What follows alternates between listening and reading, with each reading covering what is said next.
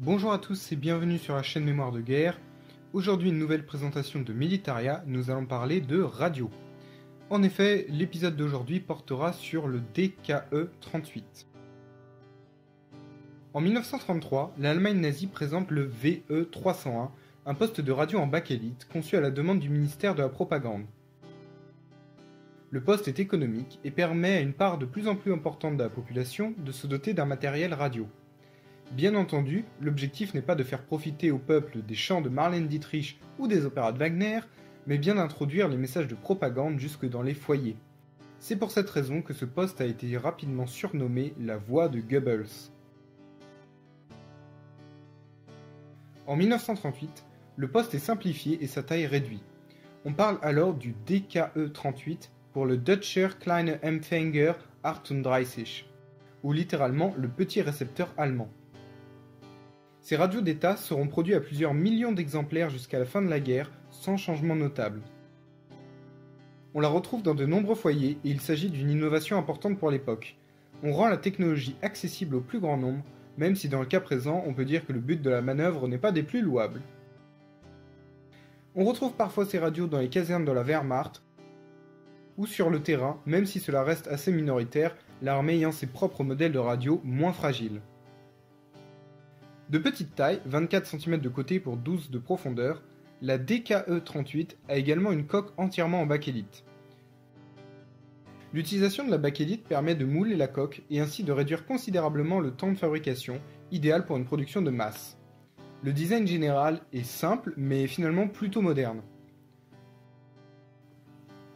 En façade, on retrouve deux boutons de réglage qui ont ici été changés. Ils servent à régler respectivement le volume et la fréquence des ondes moyennes. La roue centrale sert elle à régler la fréquence en ondes longues. Un aigle du Reich, les pattes surmontant une croix gammée, trône au-dessus de l'ensemble. Le symbole a souvent été caché ou poncé à la fin de la guerre pour des raisons évidentes.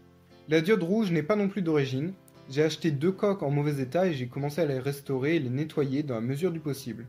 Un trou était à l'emplacement actuel de la diode, et plutôt que de laisser l'orifice béant, j'ai choisi de la combler avec un élément qui me semblait plutôt approprié et plutôt cohérent. Au dos du poste, on retrouve une grille en carton servant d'aération et sur laquelle on retrouve diverses informations techniques, ainsi que le nom du fabricant, Philips, Telefunken, Lorenz AG, etc.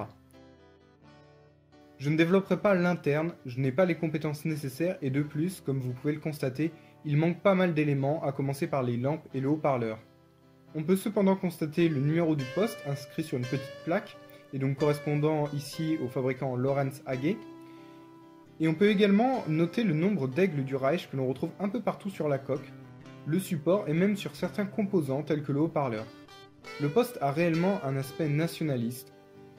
Pour le second poste, j'ai voulu lui donner, au vu de son aspect lors de la réception, l'aspect d'une radio oubliée, jetée à la fin de la guerre, balancée du haut d'un immeuble. Je trouve l'effet assez réussi, reste à l'intégrer dans un environnement de champ de bataille ou voilà, de ruines. J'ai simplement utilisé une toile que j'ai patinée, que j'ai légèrement brûlée, abîmée, donc pour lui donner cet aspect. Et sinon, je l'ai laissé au maximum dans son état d'origine, avec même la poussière incluse. Donc voilà, c'en est tout pour cette petite présentation de poste radio, j'espère que cela vous aura plu, et on se retrouve très vite sur Mémoire de guerre, salut!